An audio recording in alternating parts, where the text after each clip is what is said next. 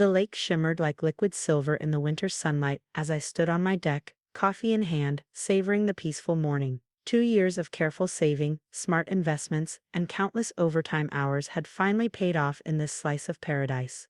My own lakefront sanctuary, purchased entirely with my own money, no family loans or assistance needed. Of course, that independence was precisely what bothered them. My phone buzzed, Mom's third text of the morning. Don't forget Christmas dinner at 4. Your brother has big news. Don't be late. I sighed, already dreading the upcoming family gathering. Ever since Thomas lost his job at the investment firm 6 months ago, every family dinner had become an exercise in guilt and manipulation. Not that anyone blamed him for the downsizing, of course. Thomas was the golden child. His struggles were always someone else's fault, usually mine. I took one last look at the pristine lake before heading inside to get ready. The property had been a steal, foreclosure sale, previous owners divorcing. I'd pounced on the opportunity while everyone else hesitated. 3 bedrooms, private dock, and the kind of sunset views that made even realtors speechless. My own piece of perfection. Should have known they wouldn't let me enjoy it for long. The drive to my parents' house took 40 minutes, each mile ratcheting up my tension. Sure enough, Thomas's Range Rover was already in the driveway, despite his supposed financial difficulties. Some struggles don't extend to luxury vehicles, apparently. Mom answered the door with her patent-pending mix of guilt and disappointment. Finally, everyone's been waiting. Thomas has such wonderful news. I followed her into the living room, where the usual suspects were assembled. Dad in his armchair pretending to watch football while actually monitoring everyone's reactions. Thomas and his wife Sandra on the couch, their 3 kids sprawled across the floor with tablets and phones. The perfect family portrait, minus the struggling uncle who selfishly lived alone in a lakefront property. Little brother, Thomas boomed too loudly. Was beginning to think you'd skip Christmas. Traffic, I muttered, accepting Mom's offered eggnog. What's this big news? Thomas and Sandra exchanged meaningful looks. Dad muted the TV. Mom perched on the armrest, practically vibrating with excitement. Well, Thomas began, as you know, things have been tough since the downsizing. But I've been working on some opportunities. Here we go. I've decided to start my own investment consulting firm. He beamed. Working from home, building my own client base. It's perfect, that's great, I said carefully. You have startup capital. His smile flickered. Well, that's part of the exciting news. Mom and Dad have offered to help with the initial funding, and Sandra's parents are contributing. But we'll need a proper office space, somewhere to meet clients. The penny dropped. I took a long sip of eggnog, waiting for the other shoe. Your lake house would be perfect. Sandra burst out. The view alone would impress clients. And the kids could use the dock in summer. My lake house, I repeated flatly. It makes perfect sense. Mom jumped in. You're never there during the week anyway, always working those long hours at the office. And Thomas needs a fresh start, in my house. Don't be selfish, Dad finally spoke. Your brother has a family to support. What do you need all that space for? Living alone, no kids. I need it because I bought it, I said slowly. With my money, that I earned. And we're so proud of your success. Mom rushed to add. But family helps family. Thomas would handle the maintenance, the property taxes. Really? I raised an eyebrow. Like he handled his last mortgage. The one you had to refinance your retirement to cover. Sandra gasped. Thomas's face darkened. That's not fair. The market crashed. Everyone was struggling. Everyone except me, I noted, because I lived below my means, saved my money and made careful investments. Like buying my lake house, which you could easily sell. Sandra interjected. In this market you'd make a fortune. More than enough to buy something smaller, more appropriate for your lifestyle. My lifestyle. Code for single, childless, apparently undeserving of lakefront property. Or, Dad said in his business voice, you could rent it to Thomas at a family rate, help him get established again. That's what family does. I set down my eggnog, untouched. Family helps family. Where was that sentiment when I was working 2 jobs to afford college? When I needed a cosigner for my first apartment? When I was eating ramen while Thomas got a new car for graduation? That was different. Mom protested. You were young, establishing yourself. And now I have established myself. Without help, without family loans, without expecting others to sacrifice their assets for my benefit. No one's asking you to sacrifice, Thomas argued. We'd maintain the property, maybe even make improvements. Like you maintained your last house, the one that nearly went into foreclosure. Sandra stood up, hands on hips. That's enough. We're trying to create a win-win situation here. You get guaranteed rent, we get a fresh start, the kids get a beautiful place to grow up, and I get to give up my dream home to fix Thomas's mistakes. Again, I pulled out my phone, opening my property management app. Want to see something interesting? The security footage from last week, when someone tried to access my gate code. Thomas's face went pale. Sandra suddenly found the Christmas tree fascinating. Or maybe the realtor notifications, showing someone's been inquiring about my property's market value. I smiled coldly. Funny how those calls started right after Thomas lost his job. We were just exploring options. Mom said weakly. No, you were planning to manipulate me. Again, push the family obligation buttons. Guilt me into solving Thomas's problems. Again, Dad stood up, his voice stern. Now listen here, young man. Your brother needs help. He has children to consider.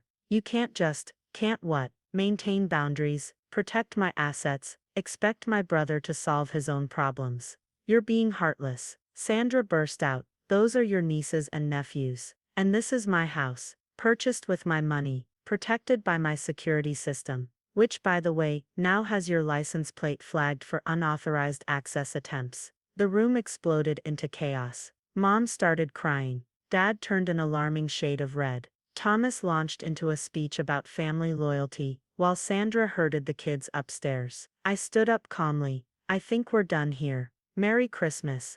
If you walk out that door, Dad thundered, don't expect to be welcome back. I paused in the doorway. Interesting threat, Dad. Almost as interesting as the property tax records showing you're 3 months behind on this house. Want to discuss that while we're talking about family obligations? Dead silence fell. I pulled an envelope from my jacket. Consider it my Christmas gift. I paid the back taxes, not because you deserve it, but because I won't let this house go into foreclosure with Mom's name on the deed. But try to take my property again. Try to manipulate me into fixing Thomas's mistakes again, and next time I'll let the county handle it. Mom's sob followed me out the door. In my car, I took a deep breath, hands shaking slightly on the steering wheel. My phone buzzed with incoming texts. How dare you embarrass us like this? Your brother is devastated. Family means sacrifice. I turned off the phone and started the engine. The lake house beckoned, my sanctuary, my reward for years of hard work and careful planning. Let them call me selfish. Let them play the family card. Some boundaries weren't negotiable.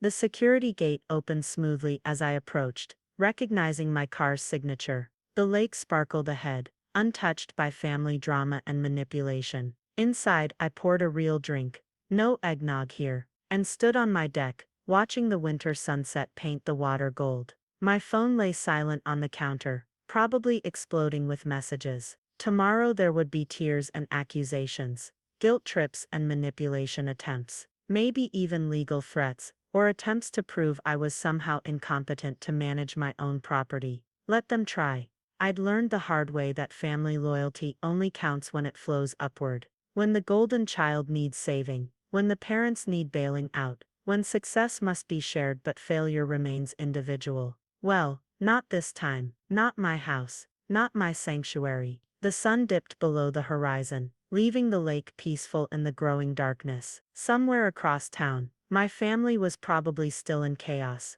plotting their next attempt to help Thomas by sacrificing my stability. But here, in my house, on my lake, their drama couldn't touch me. I'd earned this peace, one careful decision at a time, and I intended to keep it. The next 3 weeks proved exactly how far a desperate family would go to get what they wanted. First came the love bombing. Dozens of texts from Mom about family healing and finding compromise.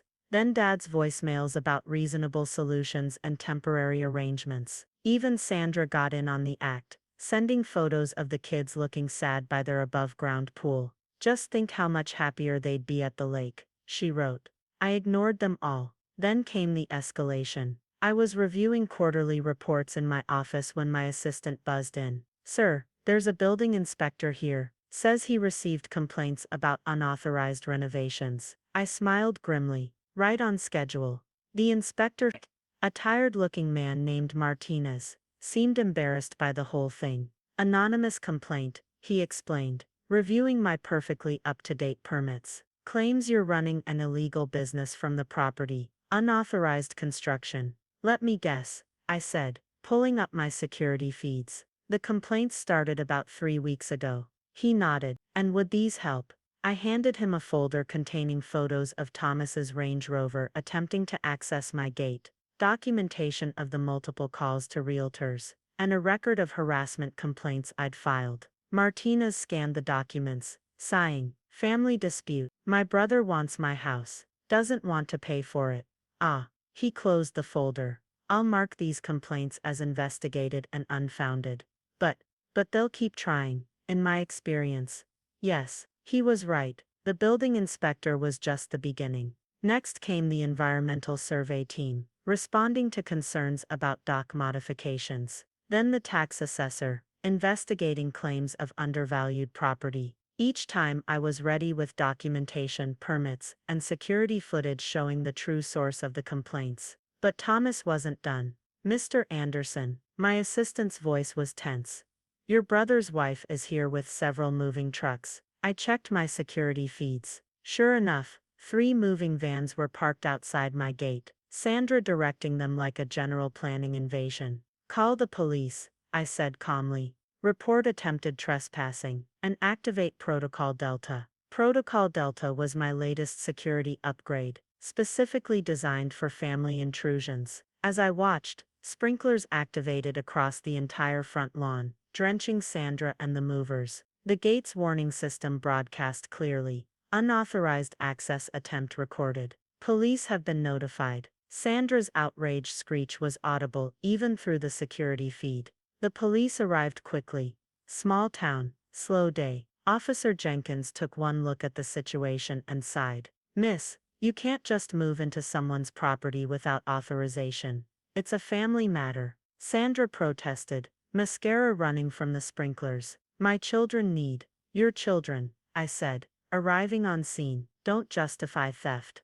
Theft. She spun toward me, finger pointing. You're the thief, hoarding all this space while we're cramped in a rental. The kids sharing rooms. Thomas's business failing before it starts. And that's my responsibility. How? Because you're family. Officer Jenkins stepped between us. Ma'am, family or not, this is private property. You need to leave. We have rights, she insisted. Squatters' rights. Adverse possession. I couldn't help laughing. You've been watching too many TikTok legal videos. Adverse possession requires continuous occupation for years. You haven't managed 5 minutes. Thomas will hear about this. I'm sure he will. Right after he hears from my lawyer about criminal trespassing charges. The moving trucks departed quickly. No one wanted to be involved in domestic disputes. Sandra left last, pausing at her car. This isn't over. Actually it is. I held up my phone. Everything's recorded. Next attempt ends in restraining orders. That night, Mom called crying. How could you embarrass Sandra like that? She was just trying to help the family by stealing my house. It's not stealing if it's family. Thomas needs to solve his own problems, and you need to stop enabling him. I'm calling your sister, she threatened. Margaret will talk sense into you. I muted the phone, letting her rant. Margaret, my older sister in Seattle, was the family's voice of reason. The mediator, the peacemaker, usually. An hour later, Margaret's text arrived. Just heard what's happening. Need to talk. Your place tomorrow. I sent back gate access codes and a time. Margaret at least, I trusted not to arrive with moving trucks. She pulled up in her sensible hybrid the next morning, looking exactly like the successful corporate attorney she was. One look at my security system, and she whistled, expecting a siege.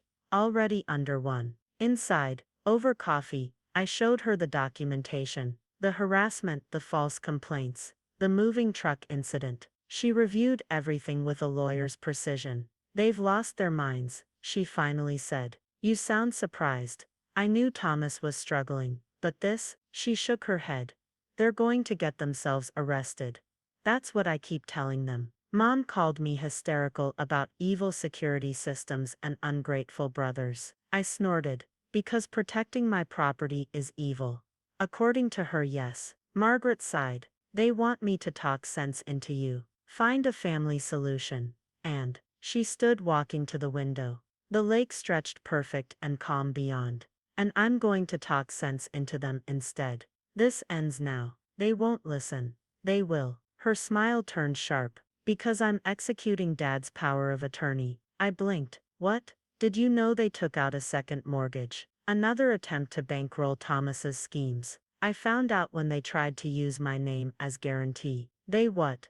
Oh yes. Dear brother Thomas convinced them he just needed more capital. One more investment. One more chance. And they fell for it. They always do. She turned back to me. But not anymore. I'm freezing their accounts. Blocking any new credit lines. Favoring. Dear accountant. Blocking any new credit lines. And if Thomas doesn't back off, I'm reporting him for attempted fraud. Mom will never forgive you. Mom needs to wake up. They're one bad decision away from losing everything, including their retirement. I absorbed this. Thomas knows. Thomas is counting on it. Why do you think he's so desperate for your property? He needs collateral for his next investment opportunity. The pieces clicked. He was going to use my house to secure loans. Bingo. She sipped her coffee. Your security system didn't just protect your property. It probably saved your credit score. My phone buzzed. Another text from Sandra about family obligations and children's futures. I showed it to Margaret. They're relentless. They're desperate, she corrected. And desperate people make stupid choices. We need to end this before someone faces criminal charges. You're not alone anymore, little brother. She pulled out her laptop. Now let's discuss restraining orders and financial conservatorship. Looking at my sister, successful, rational, unwilling to enable family dysfunction, I felt something tight in my chest relax. Finally, an ally who understood. Think they'll ever forgive us? I asked. Eventually, when they realize we're trying to save them from themselves. My phone buzzed again. Thomas, this time, you turned Margaret against me. Fine, wait till you see what happens next. I showed Margaret the message. She just smiled. Let him try. Some battles aren't worth the cost. Outside, the lake shimmered in the winter sun. My sanctuary protected now by more than just security systems. Sometimes family means saying no. Sometimes love means standing firm. And sometimes the hardest battles are the ones that save everyone in the end. Thomas's idea of what happens next proved both predictable and dangerous. But this time he overplayed his hand spectacularly. I was in a board meeting when the emergency alerts hit my phone. Multiple security breaches at the lake house, smoke detectors activated, motion sensors triggered throughout the property. Excuse me, I said. Already standing. Family emergency. The security feed showed exactly what I feared. Thomas's Range Rover parked haphazardly in my driveway, my broken front window, and smoke rising from what looked like my kitchen. I called 911 while racing to my car. Braking and entering in progress. Possible fire. Units already responding, the dispatcher said. Multiple neighbors called it in. I hit Margaret's speed dial next. Thomas broke in. Fire department's on the way. That idiot, she hissed. I'm calling Judge Peterson for an emergency restraining order. Don't engage him directly. Too late. I could already see the flashing lights ahead as I turned onto my street. 3 police cars, 2 fire trucks, and a growing crowd of neighbors. Perfect. The fire turned out to be smaller than feared. Thomas had apparently tried to burn documents in my kitchen sink, setting off the smoke detectors. The real damage was to my living room, where he'd apparently taken a golf club to my television and furniture. Officer Jenkins looked grim as he led Thomas out in handcuffs. Criminal trespassing, destruction of property, attempted arson. He's my brother. I protested automatically. Surely we can. Can what? Thomas sneered, struggling against the cuffs. Work it out as family, like you worked out stealing Margaret's loyalty, turning her against me, Sir Jenkins warned. Anything you say can be used against me, like he used his money against me. His success, his perfect little lake house while my kids share bedrooms. I noticed Sandra's minivan pulling up, Mom and Dad right behind her. Great. the whole family circus arriving to witness Thomas's meltdown. Your Honor. Sandra rushed forward as a distinguished silver-haired man emerged from a town car. Judge Peterson himself, Margaret's connections working fast. Mrs. Anderson, the judge nodded. I've reviewed the emergency petition. Given today's events, I'm granting immediate restraining orders against both you and your husband. But the children will be better served by parents who respect law and property rights. His tone softened slightly. This pattern of harassment and destruction needs to end. For everyone's sake, Mom pushed through the crowd, Dad trailing behind. This is ridiculous. They're brothers. Family. Margaret's voice cut through the chaos as she arrived. Doesn't justify crime, Mom. And this stops now. She handed files to Judge Peterson. The financial records you requested, Your Honor, including evidence of attempted fraud using my name and license.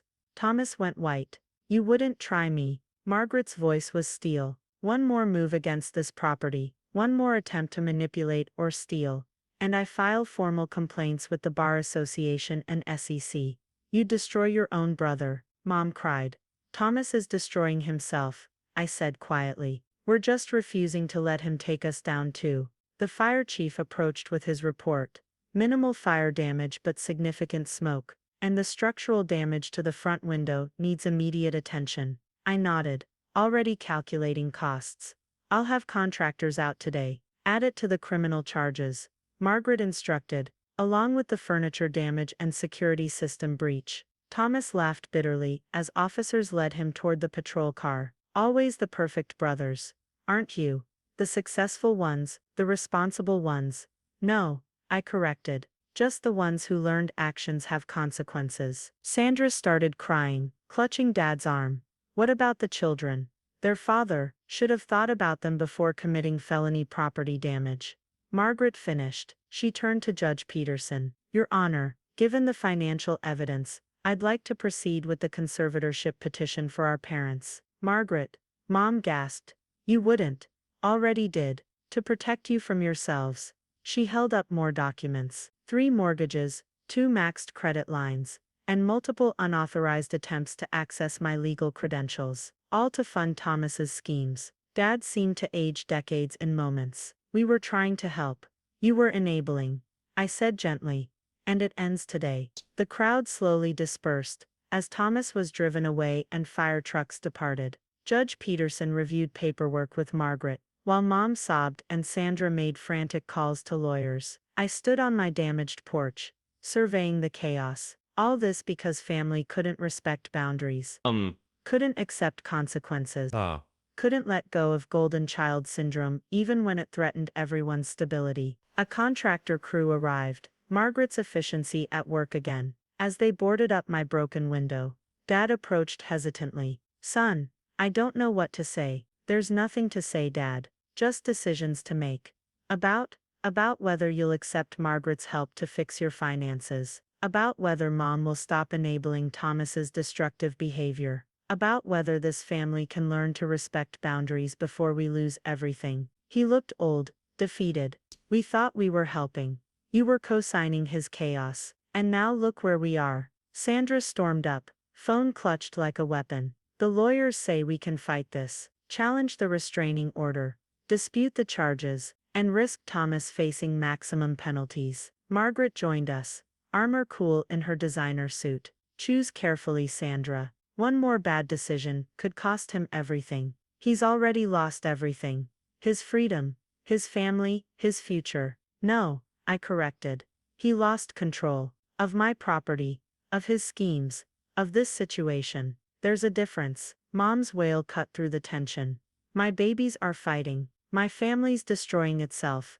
Your family, Margaret said firmly, is saving itself from enablement, from manipulation, from financial disaster. You can either help us rebuild something healthier, or watch from the sidelines under conservatorship. You wouldn't dare. Try me. She held up her phone. Judge Peterson is very concerned about your financial vulnerability. One signature from me. The threat hung heavy in the morning air. Around us, contractors worked efficiently, erasing Thomas's damage piece by piece. Symbolic, really. Sandra's phone buzzed. The jail, probably Thomas being processed. She looked at us, tears streaming. What do you want from us? Acceptance, I said simply. Of boundaries, of consequences, of reality. And if we refuse? Margaret's smile was razor sharp. Then you face those consequences alone. No more family resources. No more enablement. No more chances. You'd cut us off? Your own family? We'd protect ourselves. I corrected. Like we should have done years ago. Dad touched Mom's shoulder as she started to protest again. Enough, dear. They're right. We need help. Robert, look at our son in handcuffs, Mary. Look at our remortgaged house. Our empty retirement accounts. Look at what enabling has cost us. The contractor foreman approached with initial estimates. The numbers made Sandra gasp. Add it to Thomas's restitution requirements. Margaret instructed, along with legal fees and court costs. You're enjoying this, Sandra accused. Punishing us? No, I said quietly. We're ending this. The question is whether you'll help or hinder the healing. She looked at her phone. Another jail call coming in. I need to think.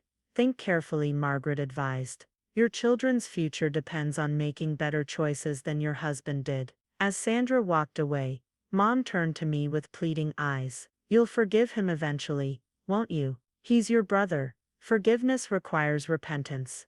I said. Change requires acceptance. When Thomas is ready for either, we'll talk. And us. Margaret answered. You work with the financial advisors I'm appointing. You accept the conservatorship terms. You learn to stop enabling destruction. Hey. And if we do? Dad asked quietly. Then we rebuild, I said. Slowly, carefully, with boundaries. The contractors finished securing my broken window. The police tape came down. Gradually the chaos of the morning faded, leaving just family wreckage to sort through.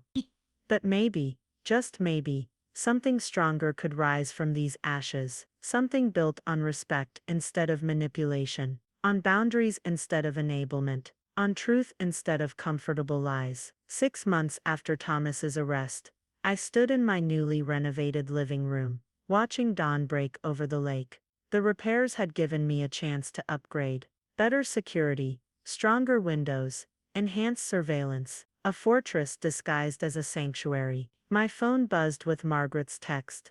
Heading to the courthouse. Thomas's plea hearing today. Coming. I hesitated. After 6 months in county jail awaiting trial, my brother had finally agreed to a plea deal. No prison time, but hefty restitution payments, mandatory counseling, and 5 years probation. Plus the restraining orders would remain in place. I'll be there, I replied. The courthouse was quiet when I arrived. Margaret waited outside, impeccable as always in her attorney gear. Mom and Dad weren't allowed to attend, part of the conservatorship restrictions she'd implemented to prevent more enablement. Sandra's inside, Margaret warned. She's different. Different how? You'll see. The changes were evident immediately. Gone were the designer clothes and entitled attitude. Sandra sat quietly in her business casual outfit, looking older but somehow more centered. Thank you for coming, she said softly. Both of you. Before we could respond, the bailiff called order. Thomas was led in wearing an orange jumpsuit, handcuffs clinking. 6 months of jail food and enforced reflection had changed him too. Thinner, grayer, humbler. The proceedings were brief. Thomas admitted to criminal trespassing, destruction of property, and attempted arson. Accepted the plea deal terms. Agreed to psychological evaluation and ongoing treatment. Your Honor, he said, when allowed to speak, I want to apologize to my brother. What I did, what I tried to do, it was wrong. All of it. I kept my face neutral, but something tight in my chest loosened slightly. After the hearing, Sandra asked to speak privately. We found a quiet corner in the courthouse cafe. I filed for divorce, she announced without preamble. Oh. Margaret's eyebrows rose. Really? The counseling they mandated for visitation rights. It opened my eyes to patterns, to enablement, to how I was teaching our children that entitlement and manipulation were normal. How are the kids? I asked. Adjusting. I got a job, real estate assistant, small apartment, but we're managing. They're learning about earning things instead of taking them. Yeesh. And Thomas, she sighed. He's angry about the divorce, says I'm abandoning him like everyone else. Still doesn't fully accept responsibility. Classic narcissistic response, Margaret noted. But he's trying, Sandra insisted. The jail time, it scared him, showed him where this path leads. And you, I asked, what do you want? Peace, stability, a chance to teach my children a better way. She met my eyes. I'm sorry, for everything. The harassment, the threats, the entitlement. You're making amends, Margaret observed, actually changing instead of just apologizing. Trying to. Sandra smiled sadly. Your parents are doing better under financial supervision, I said. Dad's back to work part-time. Mom's adjusting. She still cries about her broken family. Oh. Less often now. The therapist is helping her understand boundaries. Sandra nodded. I got a letter from Thomas last week. He wants me to help him fight the restraining orders once he's released. Says family should stick together. And I told him no. That real family respects boundaries, supports growth, accepts consequences. Margaret smiled slightly. You really are changing. Had to. For my kids, for myself. She stood gathering her purse. The restitution payments will start next month. I'm contributing too. Feel it's important to make amends materially as well as verbally. After she left, Margaret and I walked to our cars. Think she means it? I asked. The divorce filing suggests yes. That's not a step taken lightly. And Thomas, she sighed. Time will tell. Real change requires accepting responsibility, not just consequences. Mom's still pushing for reconciliation. Mom's pushing less since we showed her the retirement accounts Thomas drained. Reality is a harsh but effective teacher. I thought about my lakefront sanctuary, repaired and strengthened. Like the house, our family would never be the same. But maybe, just maybe, we could build something stronger from the wreckage. Coming to dinner Sunday? Margaret asked. Dad's grilling. Small group, just us and the parents. Sandra and kids the following week. If things stay stable. What about Thomas? When he's released? That depends on him. Yeesh. On genuine change, not just compliance. On accepting boundaries, not just respecting restraining orders. I nodded. Baby steps. Family steps, she corrected. Moving forward together, but carefully, with boundaries. That evening, I stood on my deck, watching sunset paint the lake gold. My phone buzzed with a message from an unknown number. Thomas, using his jail phone privilege. I know sorry isn't enough, but I am sorry, ashamed, and grateful you're still my brother, even if I can't be near you right now. The counselor says acceptance is the first step, so I'm accepting that I did this, all of it. And if there's ever a path back, I'd like to find it, slowly, on your terms. I showed the message to Margaret when she stopped by later. Promising, she mused. But actions matter more than words. Think we'll ever be a normal family again. Normal is overrated. Healthy is better, even if it comes with boundaries and restraining orders. She wasn't wrong. The lake house stood peaceful and protected, its scars hidden beneath new renovations. Like the property, our family was being rebuilt. Stronger foundations, better boundaries, clearer consequences. Oh. Not everyone would make it through the reconstruction, but those who did would build something better than blind loyalty and toxic enablement. Something built on respect, responsibility, and reality. The sun set over my sanctuary, still mine, still safe. Ugh.